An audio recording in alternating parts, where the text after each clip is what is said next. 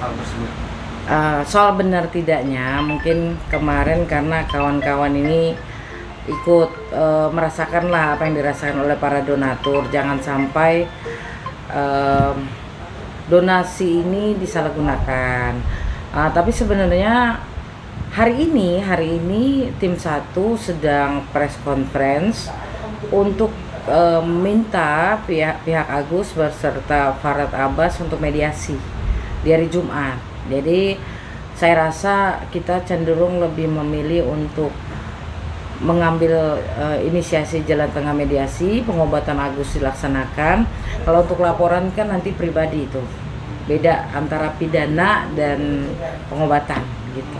Oke, Kak, tapi kan kemarin juga salah satu tim kakak juga nih, Kak Rohanto juga katanya sudah menyiapkan laporan, ya maksudnya sedang menyiapkan untuk melaporkan salah satu lawyer yaitu Bang R. Delal gitu, yang sempat menuding Novi ya terkait rekam jejaknya Novi gitu ya. Mungkin gimana tuh kamu menanggapinya? Ya kalau untuk pengacaranya sendiri paling yang bisa kita lakukan melaporkan kode etik kepada organisasi advokatnya, karena sudah melanggar kode etik, melampaui wewenangnya dia ketika diberikan SK. Dan untuk pelaporan sendiri ketika RD Law ini mengatakan sesuatu yang tidak benar tentang Novi, nggak bisa karena U-nya UITE. UITE itu artinya orang yang merasa dirugikan lah yang bisa melapor. Di luar daripada itu nggak bisa, walaupun pengacaranya sekalipun. Gitu. Kak, pihak Novi juga sudah mengetahui ini, akhirnya kan Agus bisa dikatakan tidak bisa memakai BPJS karena korban penganiayaan sesuai peraturan Presiden nomor 5 tahun 2020 itu tidak ditanggung BPJS. Betul, gitu. betul. Mungkin gimana Kak terkait hal tersebut? Oke, ya semestinya kan namanya pihak pengacara sudah memahami regulasi hukum. Apabila mereka terluka karena peristiwa pidana, itu memang tidak ditanggung BPJS kecuali kecelakaan. Nah, kemudian kecuali sakit ya, itu boleh. Cuma kalau ada peristiwa pidana tidak ditanggung. Dari dulu seperti itu regulasinya. Kak, tapi sebenarnya kalau misal ini kan kalau kita tarik ke belakang terkait uang donasi itu kan memang sekarang sudah di tangannya yayasan ya, kayak sebenarnya memang kalau misalnya dari pihak Novi sendiri atau itu untuk uang yang 1,3 M itu sebenarnya masih bisa digunakan oleh Agus kan ya, kayak. Jadi kan gini loh, untuk peristiwa Novi gampang aja. Regulasinya itu berdasarkan 2 undang-undang 1 peraturan, di mana Undang-Undang Nomor 9 Tahun 1961 menyatakan orang yang bisa mengumpulkan uang dan barang adalah organisasi atau yayasan. Itu cukup di situ. Dan kemudian ada Undang-Undang tentang Yayasan Nomor 16 Tahun 2001 yang kemudian dirubah menjadi Nomor 28 Tahun 2004 menyatakan bahwa yayasan ini harus berbadan hukum, harus terdaftar di notaris, Kemenkumham, ya itu legalitasnya seperti itu. Jadi pihaknya Novi sendiri sebagai yayasan sudah punya legal standing untuk melakukan pengumpulan uang dan barang sesuai perintah undang-undang PUB gitu kan. Nah, di situ juga di undang-undang yayasan ada perintah bahwa yayasan yang mengumpulkan uang ini wajib dengan huruf besar ya untuk dikoreksi oleh akuntan publik. Sehingga perintah itu yang sedang dijalankan oleh Novi ketika menarik kembali uang tersebut karena ada indikasi penyalahgunaan gitu. Oke. Salah satu tim dari timnya Agus ya, yaitu Bang Krisna Murti mengatakan bahwa sudah menghubungi pihak dari tim kuasa hukumnya Novi untuk duduk bersama mengurus masalah Agus, tapi memang benar apa tidak ada respon dari kalian, benar atau tidak? Sekarang begini ya, surat sudah dilayangkan oleh pihak Novi, pihak kami 2 kali dan dibalas dengan WA. Bagaimana bisa, kita ini kan profesi yang profesional ya. Kalau ada surat resmi harus dibalas dengan surat resmi. Lagi pula mohon dipisahkan antara pengobatan Agus dan juga pidana dong ya, karena mereka sudah melaporkan pidana Novi 2 kali ya. Ada 4 pasal di laporan pertama dan 1 pasal di laporan kedua.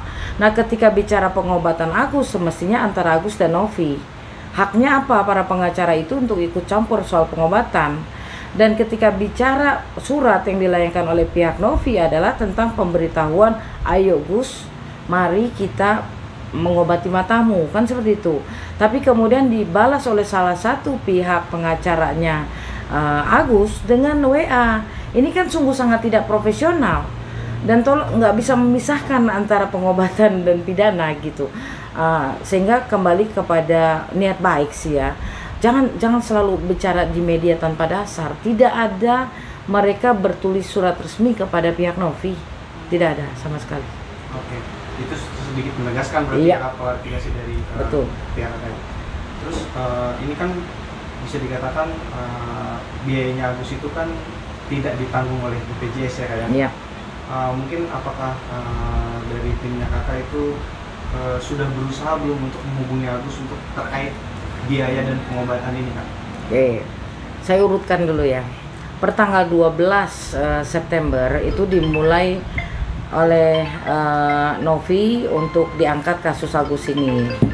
Ya, kemudian setelah itu di IG dulu, setelah di IG di YouTube. Nah, kemudian mulai ada donasi-donasi. Yang pertama kali diserahkan kepada keluarga Agus tuh 35 juta sudah diserahkan. Nah, kemudian pertanggal 4 Oktober itu mulai ditanya mutasinya mana, karena memakai rekening Agus kan sebagai pelimpahan para donatur di situ.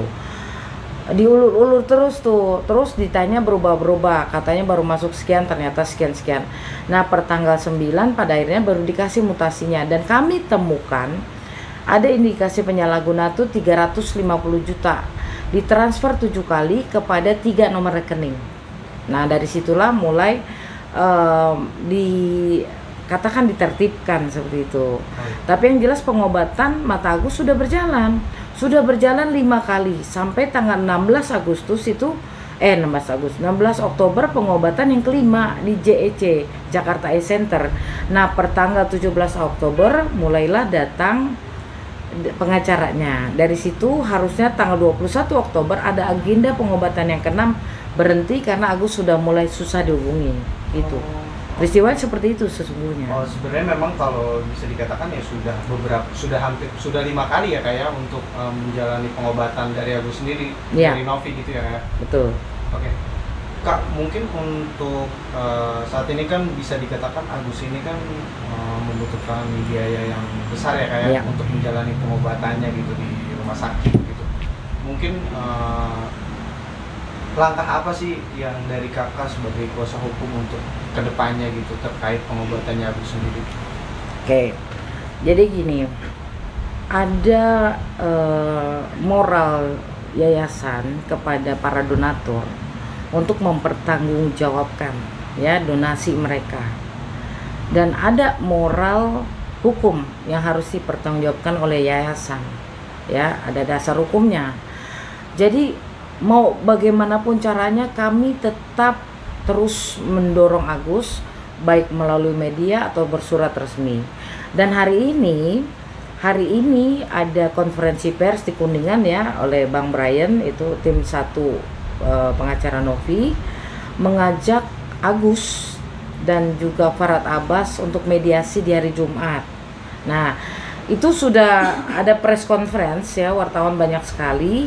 Semoga ada balasan, karena mereka biasanya ini di ruang publik terus, di media terus, disurati nggak dibalas melalui WA. Maka dari itu tadi jam 6 ya di Kuningan sudah ada konferensi pers mengajak Agus dan Farhad Abbas untuk mediasi. Kita tunggu jawabannya. Oke, ya mungkin dari pihaknya Novi sekarang ini sudah mengupayakan yang terbaik bisa dikatakan ya Bang. Betul. Ya kayak ya.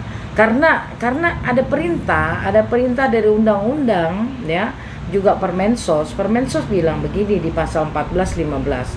Sejak dihentikannya donasi itu wajib digunakan selama 3 bulan. Peruntukan mata Agus. Jadi kalau tanggal 4 diberhentikan donasinya, berarti kesempatan Agus cuma sampai tanggal 4 Januari. Kemudian setelah pengobatan Agus selesai ternyata masih ada sisa uang, itu juga di pasal 15-nya dibilang wajib dihabiskan selama sebulan untuk kepentingan orang lain yang lebih membutuhkan. Jadi ada kewajiban moral Novi terhadap donatur yang ingin matanya Agus sembuh, dan ada kewajiban Novi terhadap Permensos ini di pasal 25 ayat 2 huruf D dan E wajib melaporkan kegunaannya untuk apa, debit kreditnya wajib didokumentasikan untuk apa, itu wajib. Jadi perintah undang-undang nggak bisa diabaikan. Kalau ada orang bilang ini duitnya Agus, duit dari mana? Ini duit donatur, bukan duit Agus yang harus dipertanggungjawabkan dunia akhirat gitu. Ya, menarik nih terkait Farhad Abbas. Kemarin ada beberapa statementnya yang malah mungkin bisa dikatakan ya, semua pengacara punya trik dan intrik untuk melakukan sesuatu hal agar dilirik oleh publik gitu. Tapi bagi saya itu perbuatan receh. Dimana kalau kami mau melaporkan itu dengan senang hati sebenarnya. Cuma kami lebih memilih kemanusiaan daripada menanggapi tantangan receh tersebut. Jadi nggak penting juga apa yang dikatakan oleh Farhad Abbas. Silakan mau laporkan, laporkan aja. Kita lagi nggak bermain-main di sini, ya kan? Kita sedang menolong seseorang yang sedang melakukan kegiatan sosial. Kenapa mesti ditolong? Karena kita kalau melihat ke belakangnya Novi, masih banyak sekali rakyat Indonesia yang sedang melakukan permohonan pertolongan. Kalau sampai Novi ini terhenti, bagaimana kisahnya kemudian hari? Karena pemerintah tidak hadir, yang disebutnya Kemensos ya, tidak hadir sampai ke dasar rakyat ini, nggak hadir. Kalau nggak ada orang-orang seperti Novi, bagaimana rakyat bisa bersuara? Betul apa enggak? Kemensos ini juga perlu dibenahi kok. Mereka apa tugasnya? Ada Dinsos katanya, dinas sosial, kerjanya apa? Harusnya merangkul orang-orang yang sedang membutuhkan ini. Yang pada akhirnya banyak yang DM saya mengatakan Kak Silvi perlu dibantu, perlu dibantu, perlu dibantu. Ya saya rangkum, nanti akan saya laporkan kepada Novi. Tapi pada saat ini Novi sedang dilaporkan pidana, makanya kita bantu. Jangan sampai laporan pidana ini sampai naik dengan dasar hukum yang lemah, dengan alat bukti yang lemah gitu. Sehingga saya tergeraklah untuk ikut membantu dan menjadi pengacaranya Novi. Mungkin tanggapannya gimana nih Kak, terkait pihak Agus juga masih terus menjalani 2 laporannya ke polisi ini. Ya. Itu mungkin gimana Kak? Ya makanya dari itu kan saya bilang semestinya pengacaranya paham. Sebagai pengacara dia kan bilang Novi melakukan pencemaran nama baik, makanya bikin LP dengan pasal 27 dan 45 UITE, pasal 310 dan 311 KUHP pencemaran nama baik. Di laporan yang kedua 369 ya. Tapi 369 ini saya yakin ini langsung runtuh. Karena apa? Karena yang melaporkannya bukan Agus Salim tersendiri. Padahal 369 ini laporannya harusnya aduan absolut, di mana orang yang merasa dirugikan yang harus melapor yaitu Agus tentang pemerasan. Tapi pasal pencemaran nama baik ini saya yakin juga akan runtuh. Karena apa? Karena harus ada yang dirugikan. Agus merasa dirugikan apa? Pencemaran nama baik yang mana? Yang ditampilkan oleh Novi di media sosial adalah kenyataannya, di mana memang uang disalahgunakan dengan bukti mutasi gitu. Jadi tidak ada yang dicemarkan. Kalau merasa dicemarkan kemudian merasa diintimidasi oleh para netizen, itu saya rasa sanksi sosial. Kenapa seharusnya pengobatan mata kemudian digunakan oleh hal lain gitu? Ya marahlah orang yang berdonasi kan gitu. Berawal dari kasus Novi dan juga Agus, sehingga saat ini kasusnya mungkin bisa dikatakan melebar kemana-mana ya mungkin publik juga mengetahui terkait laporannya Farhad Abbas ke Denny Sumargo gitu ya, terkait ya isu SARA dan sebagainya gitu ya. Mungkin dari kuasa hukum Novi ada tanggapan terkait ini? Saya rasa kembali kepada kode etik ya. Sebagai seorang pengacara, kita patokannya kepada undang-undang advokat, di mana di situ tercantum tentang kode etik advokat, harus menjalankan profesinya dengan niat baik dan kemudian jangan melampaui kewenangannya, gitu kan. Nah, yang kita lihat, kita dipertontonkan bagaimana pengacara Agus menyerang pribadinya Novi. Ya, ini terpisah dari perkara itu sendiri. Sementara pengacara-pengacara Agus yang lain teriak-teriak ini uangnya Agus, tapi yang dilaporkan alih-alih tentang uangnya Agus, tapi malah pencemaran nama baik dan pemerasan. Nah, ketika bicara uangnya Agus pun saya tanya dasar hukumnya apa? Mereka tidak bisa mengatakan tentang dasar hukumnya. Uang ini bukan uang sengketa kok, uang ini masih utuh ada untuk tagline-nya pengobatan mata Agus ketika meminta kepada donatur, dan uang ini diperuntukkan jelas sesuai dengan undang-undang untuk pengobatan mata Agus. Di luar daripada itu artinya penyalahgunaan gitu. Dan ini penyalahgunaan ini setelah dihitung ada 350 juta yang disalahgunakan oleh Agus dan keluarganya. Terus siapa yang mau ganti? Bagaimana nanti yayasan atau Novi bertanggung jawab ketika akuntan publik mau tahu ini kemana larinya uang tersebut? Siapa yang mau ganti? Harus diganti itu, kalau enggak nama yayasannya jelek. Dan ketika nama yayasannya jelek karena penyalahgunaan uang ini, orang-orang yang mengantri untuk dibantu nasibnya bagaimana? Kan begitu. Dan mereka cerita nih uang itu disengketakan bahwa itu uang Agus. Kalau memang uang itu disengketakan uang Agus, coba upaya hukum dong. Misalnya gugat ke pengadilan, ya kan? Ada gugat perbuatan melawan hukum bahwa itu uang Agus, buktikan secara hukum. Jangan teriak-teriak di media, tapi yang dilaporkannya lain. Hari ini kedelai, besok tempe. Gimana ceritanya itu? Nggak nyambung. Jaka sembung, bawa golok. Oke, Kak, kemarin juga mungkin bisa dikatakan Bang Denny Sumargo itu kan sudah menemui KKSS ya, dan beliau sepakat untuk berdamai. Tapi di sisi lain ada kelompok tertentu yang mungkin masih mengupayakan dengan kepolisian gitu ya, Kak. Maksudnya masih tetap ingin memproses laporannya terhadap Denny Sumargo terkait itu komunitas Bugis Makassar ini. Mungkin menanggapinya seperti apa? KKSS ini kan organisasi kesukuan ya, kesukuan, dimana ketika ketuanya bilang sudah hentikan, harusnya dihentikan karena menyangkut kepada satu komando kalau bicara suku. Kemudian ada oknum-oknum yang mau melaporkan balik, ya silakan aja laporkan secara pribadi, tidak lagi menggunakan nama KKSS dong. Karena ketika bicara organisasi harus apa yang dikatakan ketuanya itu yang harus dilakukan. Di luar daripada itu berarti membangkang. Ketika membangkang bisa saja laporkan lagi secara pribadi, tapi apakah diterima atau tidaknya wallahi gitu. Karena saya yakin nggak bakal bisa diterima. Karena kalau bicara tentang kasus Denny Sumargo dan Farhad Abbas ini kasus pribadi loh, pribadi baik secara UU ITE maupun secara KUHP, harus orang yang dirugikan yang melaporkan. Di luar daripada itu nggak akan diterima karena sifatnya delik aduan absolut kayak gitu. Oke, Kak, terkait Farhad Abbas juga memberikan pesan menohok ketika terjadi perdamaian antara Denny Sumargo dan komunitas Bugis Makassar. Mungkin gimana? Apa katanya? Ya intinya ya kalau bisa diproses hukum. Oke. Ya biasalah kalau anak mami itu selalu di bawah ketek orang lain. Seharusnya orang hukum, dia Farhad Abbas ini seorang advokat, seorang pengacara. Dia tahu bahwa ini adalah delik aduan absolut. Kalau masih bawa-bawa orang berarti cuma mau rame-ramein aja di media gitu loh. Jangan kayak gitulah. Jangan kayak gitu. Untuk mencari nama jangan pansos lah. Harus memikirkan profesi kita, seorang advokat, seorang pengacara, memberikan edukasi hukum. Jangan bentar-bentar lapor, lama-lama habis tuh kertas polisi sama Farhad.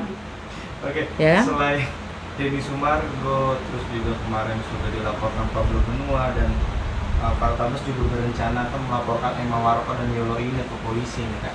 Oke. Emma Waroka kan saya kenal karena kakaknya dia tuh satu SMP sama saya, Farah Waroka. Orangnya memang ceplos-ceplos kayak saya dan dia nggak ada takutnya gitu.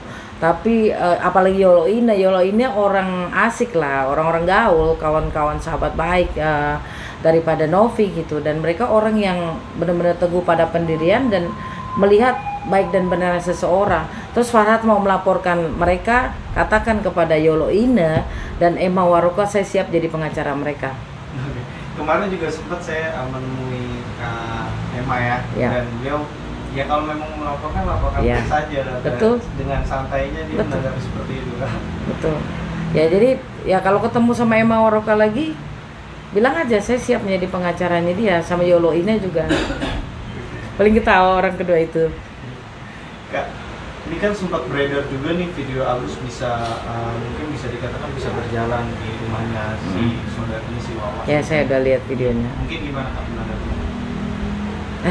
Kalau saya sih begini ya, tetap matanya rusak kan, matanya tidak melihat. Kalau kemudian ternyata bisa melihat walaupun dalam tanda kutip meraba ya, itu artinya sudah bisa melihat sedikit gitu. Saya nggak akan ke sana. Saya nggak mau hal-hal receh itu saya tanggapi, karena tujuan kita pengobatan mata dalam arti keseluruhan ya, kedua bola mata. Jadi kalau bisa jalan, bisa melihat, karena mungkin kebiasaan sih. Saya nggak mau gibah, Kak, ini kan Bang Farhat juga sempat meminta untuk Teh Novi dan juga Bang Denso, ini kan mungkin bisa dikatakan orang yang public figure lah ya gitu ya, untuk meminta kepada followernya stop bully Agus. Gimana tanggapannya? Gimana ya, netizen mana bisa dihentikan. Ketika kita bicara, walaupun Denny Sumargo yang mengatakan, walaupun Novi yang mengatakan, mereka punya pendapat sendiri. Mereka orang-orang dewasa yang merasa punya hati lah, punya empati terhadap Novi maupun Denny Sumargo. Ketika Agus dibully, saya rasa kita tidak bisa menghentikan orang. Itu namanya sanksi sosial, dan nggak ada yang menyuruh mereka membela Denny Sumargo dan Novi karena hati nurani sih. Jadi siapa yang bisa menghentikan? Tidak ada, Tuhan pun mungkin nggak bisa menghentikan, mau kayak gimana. Itu sanksi sosial terhadap Agus, walaupun dalam kenyataannya Novi tetap ingin diobati, begitupun Denny Sumargo gitu. Cuma ada pihak-pihak yang di lingkarannya Agus ini yang membuat ini jadi ramai sebenarnya, dan akibat daripada itu kemudian jadi sanksi sosial terhadap Agus. Saya juga nggak bisa mengatakan apa-apa, dan saya berada di pihak netizen loh. Mau ngomong apa, emang kenyataannya begitu, bikin susah orang jadinya kan gitu. Terakhir Kak, mungkin dari Kak Silvi sebagai tim kuasa hukumnya Kak Novi ini ya, ada pesan nggak sih untuk Agus dan juga tim kuasa hukumnya, terutama Bang Farhat? Ya, apa ya, saya rasa coba buka hatimu ya, kita kedepankan kemanusiaan daripada ego ya. Saya nggak tahu di balik ngototnya pengacara Agus untuk mengatakan bahwa ini uang Agus, uang itu untuk dikembalikan kepada Agus, seperti apa.